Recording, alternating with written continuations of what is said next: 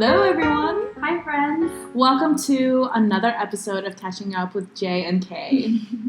In this episode, we are going to talk about friendships. So Karen and I met in dance class when we were both in middle school, we believe. I don't know. Yeah, I started dance class in middle school, and the group that I was assigned with, I think, and I'm sorry, girls, if I'm wrong, but I think we were all a beginners group. And I have a feeling that as we were transitioning, as my class was leaving and your class was coming up, by the way, Jonah was always more advanced than I was because she's been in dance longer. So I have a feeling that once my class was over and your class came in, you and I somehow met in that hustle of, taking off our shoes and getting ready. Yeah, that sounds familiar now. Like, really? I honestly, I hope I'm not making that up. No, I can I feel like, because we weren't in the same class when we first started. No. And then later on, when we were both in the company, that's when we started to be in the same class, but I can't. Yeah, eventually, as I was dancing more, our dance teacher moved me up a level. And so eventually, I was in Jonah's class. But I first started in my own little group, totally shy and new to everything. That does. I can picture it now. I feel like, and I think you introduced yourself to me first, just because I was so new to the dancing world. I was really just shy, and Jonah's always been super friendly. So I have a feeling that she approached me, or you approached me. I just can't remember how. I know, yeah. Or if we met or maybe did we meet at the performance that we had at the end of the year? I don't think so. Okay. Because when we would have our performance, we were all sort of combined in the same group, or in the same dressing room to get dressed, I guess. And that's where I saw other dance members. It could be. But I don't remember. I know. I just know for a fact that you approached me. But needless to say, Karen and I have been friends for a very long time. and then we also went to the same high school for 1 year. Oh, yeah. Yeah. And then we rode the bus together, and then we hung out after school and stuff. So I feel like that's where we also got close as well, other than dance. Yes. But I'm going to be honest. Yeah. Also, no, not really. Because I was the new kid in the block. So I was a little more reserved. I think I got along more with Sam from our bus. Oh, yeah. Samantha. Okay. Yeah. And I noticed that you had your own thing going on. So you would sit next to another student. You guys would study together on the bus. Oh. Or you guys would do homework together on the bus. Okay, yes, I do remember. I always thought maybe my relationship would, maybe I would be, attached to Jonah now that we're riding the bus together to school, but that wasn't the case. Because you were doing your own thing and you already had, you had your own hustle going on. I didn't, oh my gosh, I had no idea. Oh my god. And, so when it was time to ride the bus to and from school, I mostly sat next to Samantha. Sam. Mm-hmm. Yeah. Wow. Yeah. Oh, but we still connected, and we still clicked, and we still acted like friends. But I noticed that most of your time was with other students because you already had a relationship with them, you had a class with them, and you were studying with them. Oh, okay. Oh my gosh. Oh, I hope I didn't make you feel left out. No, I mean, I remember feeling a little left out, but it was just it wasn't even I can't even target you. It was just the entire fact that I was new to everything. I was new to attending a private school. I was new to waking up so flippin' early to catch the bus. Yeah, oh girl, that was an ungodly hour for high school students. And then the drive back, everything was new to me. So I just, Yeah, but I'm glad we stayed close and we stayed friends because I feel like you weren't mean to me at all. You never pushed me you were never disrespectful towards me. You were just in your own element. Huh. Mm-hmm.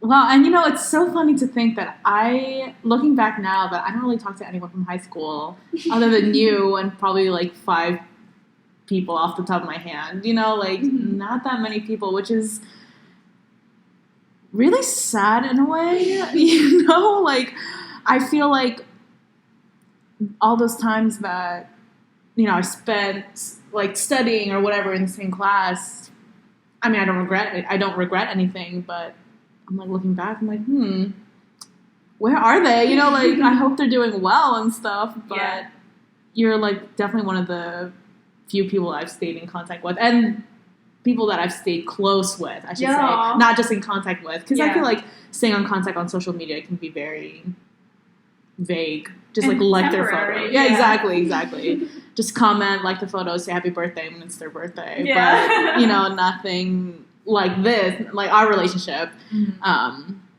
But we kept in touch, and really, I'm going to give all the credit to Jonah for keeping our relationship strong.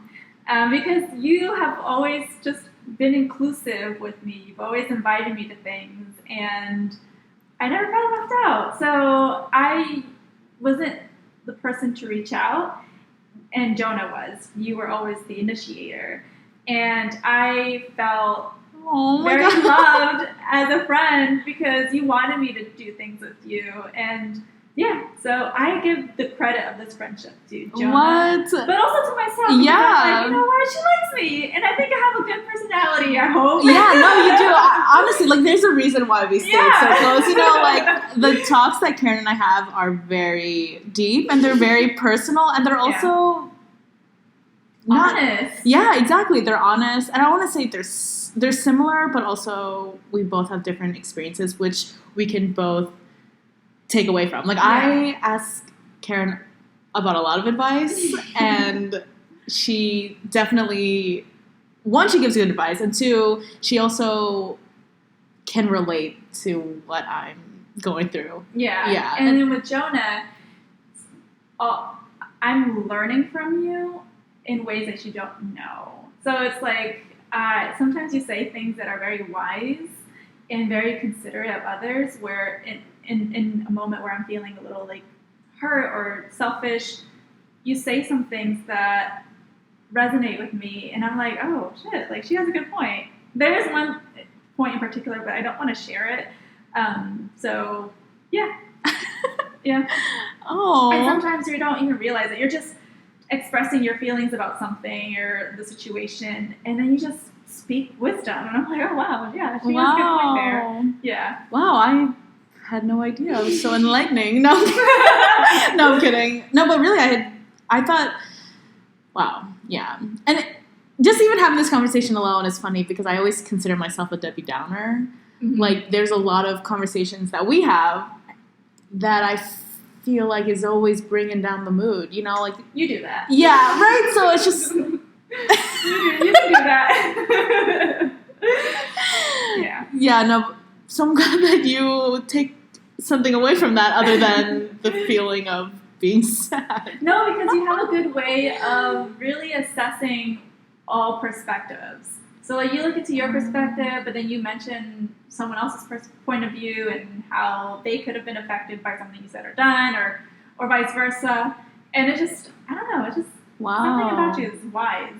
Yeah. Thanks. Yeah. It kind of reminds me of my mom. But your mom was awesome though, so thank you. I'm like, wait, am I like an old like woman mentality? No. Not that your mom's old. Mom, you get taking that out. But we have been in touch, and again, you initiated a trip to fly somewhere with me, and I'm always willing to tag along because the truth is, oh gosh, I might go off on a tangent here, but I don't have a lot of friends. I have very few, and sometimes I can be the initiator, but most of the time I'm not. And so Jonah has always initiated, and she's always invited me to things, and I because I don't really have anything else to do, and I'm mostly bored in the house, I always say yes, and I always find a way I try to find ways not to find excuses not to do things with you, because I know I want to do it. Oh, also because I have FOMO. So I don't want to miss out on any opportunities where you do invite me to something because I don't want to miss out. I see. Okay. So growing up, and when you've invited me to things, I just don't say no. And yeah. Wow. Yeah. Well, I'm glad you don't say no because we have a lot of fun together, I think, which is why I constantly reach out to hang out. Yeah. You know, like, I don't think I do that with a lot of people. I don't know. I don't think I catch up with people, like, over text and stuff like that, and I, casually ask them how's their family, how's their job, and stuff like that, like, how's life in general. But to actually go out and hang out, I don't really ask that from a lot of people, I think. You like to go out on a lot of walks? I do, yeah. So then has been our perfect opportunity to catch up. Yeah.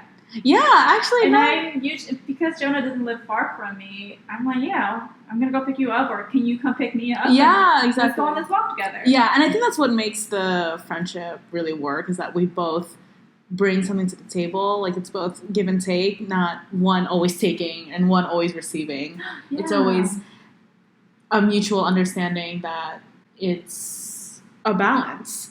And I feel like that's what friendship is all about, because it could be hard being friends with someone who's a Debbie Downer all the time or something like that, you know what I mean? But it's all about the balance too. Once again, wisdom served on this platter today. Yes, that's an excellent point, because I have had friendships where the person will tell me all about their life, and I am patient and I'm listening, but as soon as it's my turn to share, they don't care. Oh. They show very little interest, and they're not invested in hearing my point of view or hearing what I have to share. And so, yeah, you're right. And that's something that I've had to assess of, who's really there for me, or who's really willing to listen, or who's willing to put in the work, as friends. Yeah. Yeah. No, yeah, I totally agree. And I feel like, because I personally feel like I've been burned a lot, especially through high school up until now. Oh, yes. Yeah. So I'm sure everyone, like, high school is just such a rough time for everyone in general. And I feel like that's where I started to realize, like, where the friendship was going. And maybe that's, if you listen to our previous episode about FOMO, maybe that's one of the reasons why I don't have FOMO as much, just because I know it's give and take. So if I'm also not inviting them out, or if I feel like I'm not really reaching out to them, and they're not doing the same to me, so then why do I care? It's like, or am I always flaking out on them? Yeah. Or are they always flaking out on me? Like, why am I so caught up with them hanging out without me? But back to this episode. So now you have a just like cut and cut. Yeah, no, but I feel like throughout high school and up until now, I've definitely felt that version of a friendship where I would always ask them how their day is going or what's going on, and then suddenly they have to go when it's my turn to talk. Or when it's my turn to talk, they're on their phones. Or they're, or they just, aren't paying attention. It's clear that they're not paying attention. Yeah. And for me personally, like, that's what really, really makes me angry, because I just listened to your whole story, and then yet you can't even give me 5 minutes of your time. Yeah. Like, there's one example. I have a friend, and she can talk a lot, and that's fine. Like, I don't mind just sitting down and listening, because she also has a very interesting life. And I'm always the one to initiate the text or the phone call. And then on top of that, I'm also the one to always ask. And I've noticed that they don't ever ask me about what I'm going through, about anything going on in my life. And that's fine. I mean, maybe people just want to unload, and they don't want to, maybe they're not mentally ready to handle another person's baggage, or not even baggage. Maybe they're just not emotionally ready to hear some news that wouldn't be uplifting or something like that. I also consider you know, what other people's mental health might be like. Mm-hmm. But if there's a trend, then I definitely have to cut it off because I'm not getting anything from this relationship. In fact, maybe I'm becoming sad about it, like making it personal, like what am I doing? Or maybe realizing that this person doesn't really care about me and my well-being. Yeah. Yeah. I agree. And I think it's important for you to really assess who the intentions of the person that you're with. Because although I've had situations where someone's not interested in hearing what I have to share at all, there have also been instances where I've had this close friend of mine that is that way, but in the moment I realize, okay, maybe she wants to vent right now, and it's not my turn to vent too. Yes. And she's not ill-intentioned. She just needs to talk to someone, and she knows that I am patient and I am not judgmental, and I will just listen to her. And she still invites me to things. She still initiates things with me. And, you know, and it's like, okay, well, maybe I took it personally the last time I couldn't share my point of view or my story. But it's really, I need to consider her feelings too. And it's like, you know what, she's just going through her own thing. Yeah. And like you said, maybe she doesn't have the energy to take my to empathize with me. Yeah. So, but that's fine. It's weird. Yeah. It's weird, but it works. It is, yeah, I feel you. It's all a give and take. Let's Yeah. say she doesn't ask you about anything that's going on in your life, but she invites you to a lot of places and you guys have fun together. Yeah. That's a form of give and take. But do you sometimes hit her up like, hey, I just need to talk. Like, are you free? Or do you ever do that? Well, no, not really. Okay. Yeah, I might, but usually I don't. But I don't really do that. Well, actually, no, I do. Not with that person, no. Okay. Yeah. Because another thing I was going to say, like, if she doesn't ask you, but you insert your story or something like that, or if you ask her, like, oh, hey, are you ready? Or can you, do you have the mental capacity to hear what I'm about to say? Or I probably like wouldn't say that. Okay. I'll just wait for an appropriate time. Because usually there is a right time and place to also share your side of the story or share what you're feeling. But yeah. Yeah, and I love that you said that. Like, there is a time and place for everything. So it's not always about you. Yeah. Or, like, for those of you who are listening, it's just not always about you. Like, that person's going through something else. Maybe give that person time to feel what they're feeling and vent it out. Exactly. And then later on, when that person is mentally capable of hearing another person's story or their dilemma or whatever is going on in their life, then that's the time that you can bring it up. Yeah. Yeah. Friendships can be complicated. But I feel like overall, I have a really good intuition of who is good and who is maybe toxic. And I've been very, very, very, very fortunate to be, surrounded by really good people. And I love the friends that I have. They're not many, and it's just a few. I think they're less than the fingers on my hands, but they mean the world to me. Yeah. No, I love that. It's quality over quantity. Yeah. And that's something that I'm just starting to realize. Like, how you mentioned that I was really inclusive earlier? Yeah. That's, honestly, I see that, not that I see it as a bad quality, but it does backfire a lot. Okay. A lot. So, like, I'm always catering to other people's personalities because I want them to feel included. Mm-hmm. When me, myself, like, I don't have fun or I don't, like, enjoy the time. Let's say if it's at a party. I remember going to a college party with, like, 2 or 3 of my close friends, but I realized that other people wanted to hang out, but then they weren't invited to the party. So then I asked the host of the party if I can bring other people. Aww. But then I felt like a host of the party. Like, I didn't go really to enjoy myself, which was the intention of me going to unload and, just to let loose. But I was, like, babysitting. And, and then I feel like that's also, it's good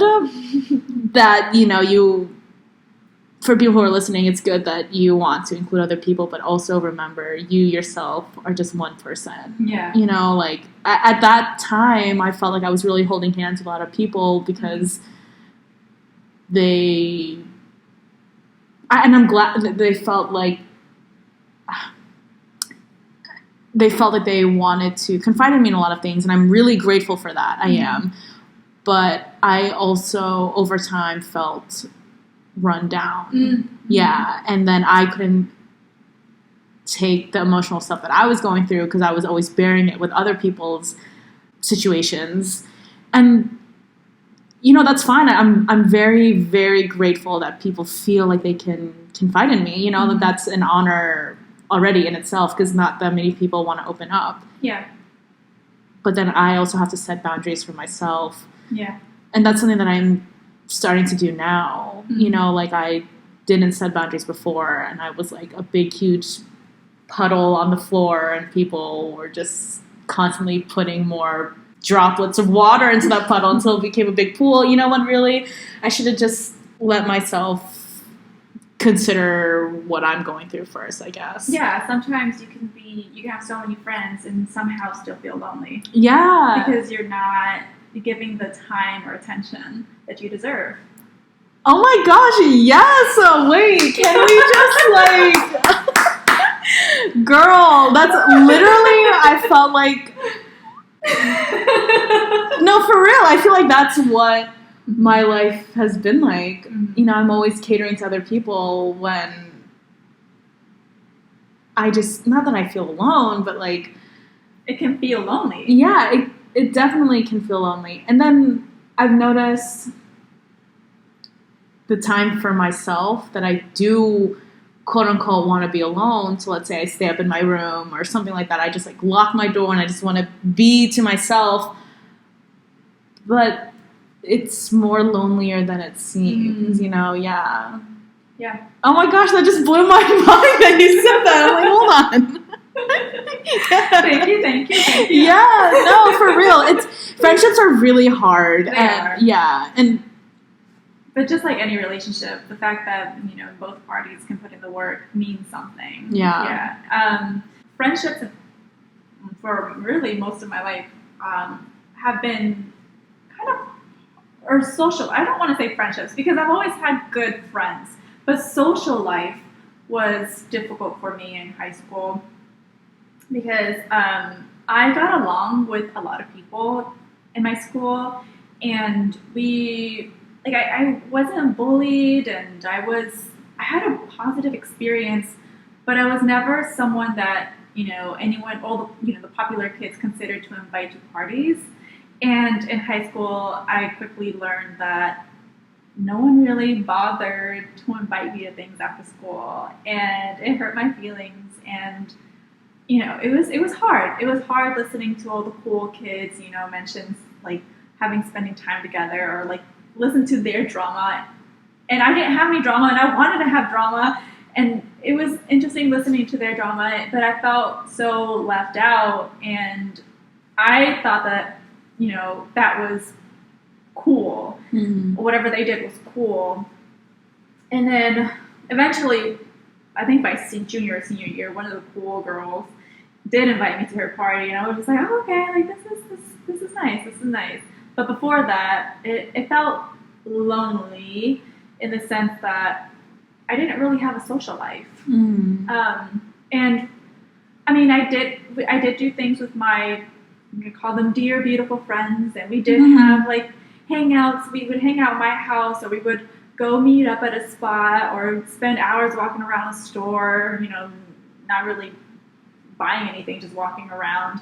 And I spent quality time with them, but I still wanted to be a part of the like clique, or that after school social life. And I didn't have as much of that, so I depended a lot on after school activities. Do you find it hard making friends as an adult? I know I do. I think there are stronger personalities. I don't think it's necessarily harder because I can see who I would click with right away just because I know my type of personality. But I think there are a lot of stronger. I think there are a lot of people with stronger personalities now that we are getting older, and we're kind of like, oh, I don't give a shit about this and that. You know, like, now that we all reach a certain age, we kind of know who we are. Yeah. You know, so it's nicer in a way. So I know, like, oh, I really don't want to hang out with them. Like, oh, they're too much for me, or something like that. Like, I just can't hang out with them. You know. Yeah.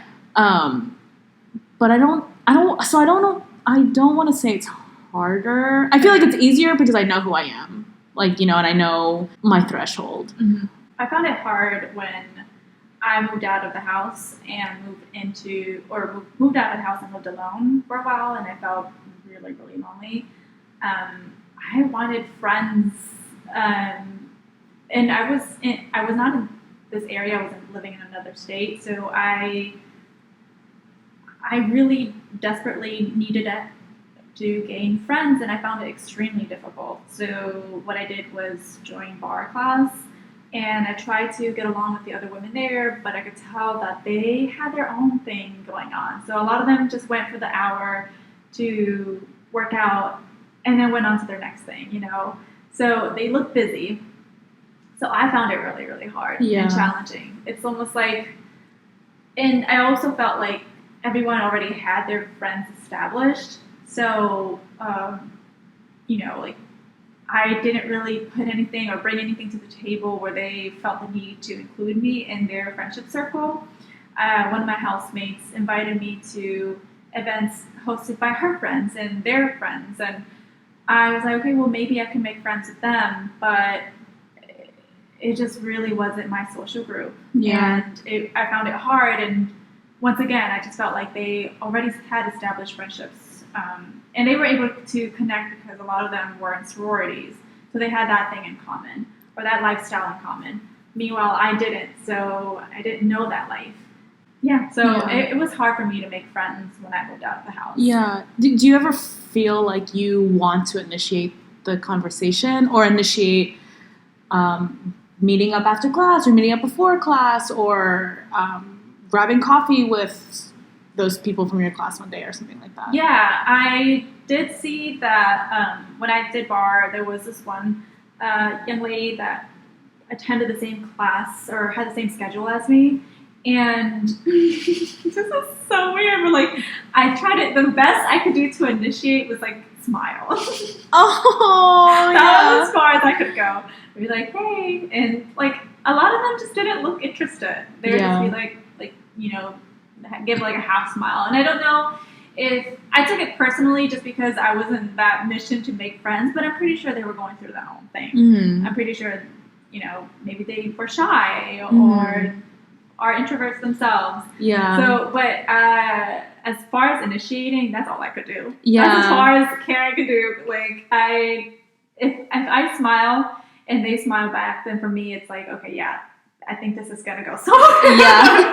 But if I smile to them and say hello and they don't really put any energy, then I know right away that it's just not. Yeah. It's definitely easier said than done, especially if someone doesn't have that type of personality and the person you're talking to also doesn't have that personality. It can be very hard to initiate the friendship. Yeah. But I feel like even just the thought and like the act of trying is also what can make or break the friendship, because like, let's say that the person you were talking to, she was going through something, but that smile alone like made her feel better or something, but she couldn't, it was a she, right? Yeah. Oh yeah, she couldn't muster up the courage to talk to you, but just that smile alone, you know what I mean? I hope so. Yeah. But it didn't go anywhere. It didn't lead to anything. So it stunk. Yeah, it was hard. There was someone in college who was really extremely shy.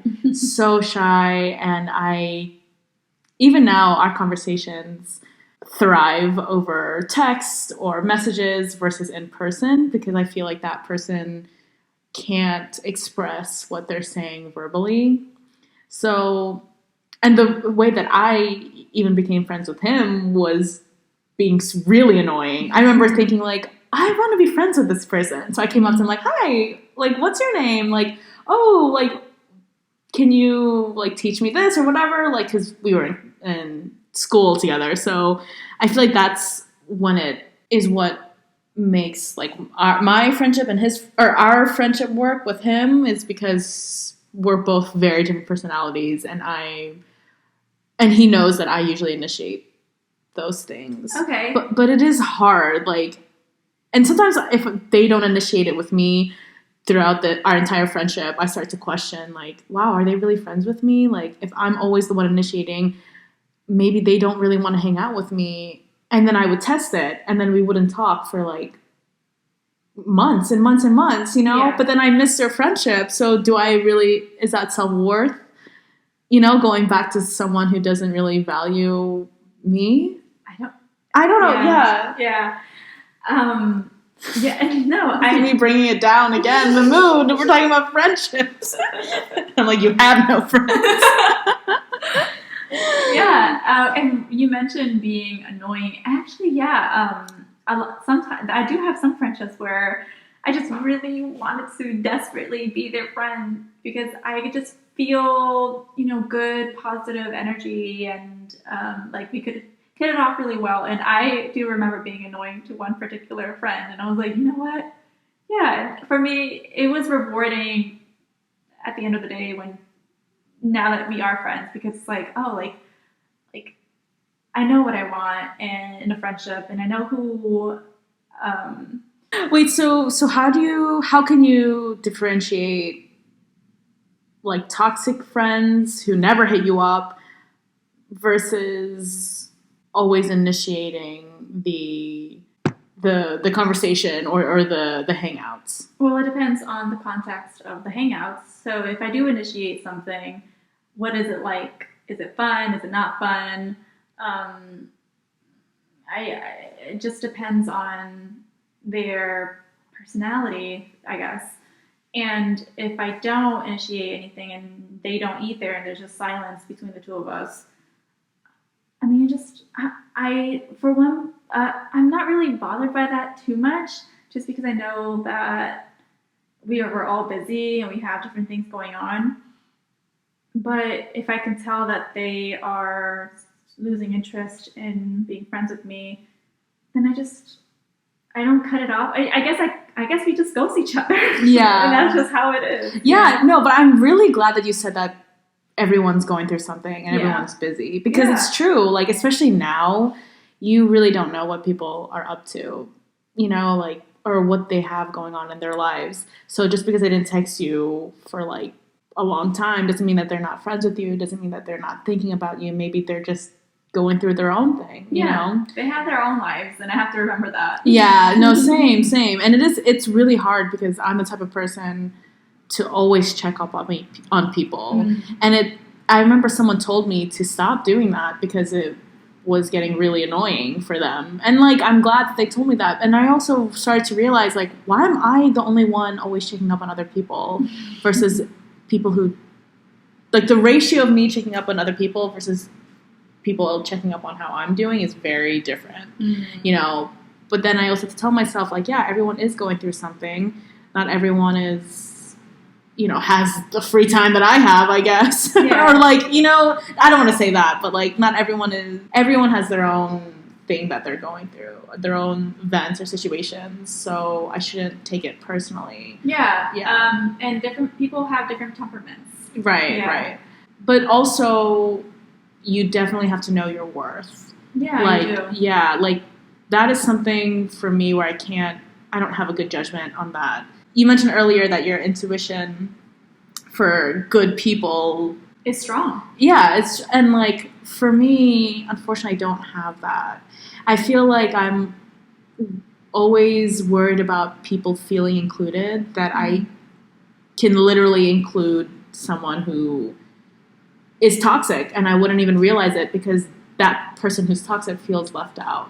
So it's definitely, like, I can't get a grasp on that. I mean, hopefully, I'm sure later down the road I can be, but I think I'm just so worried about people feeling left out because, like, I know what it's like to feel left out, especially when it's FOMO or whatever.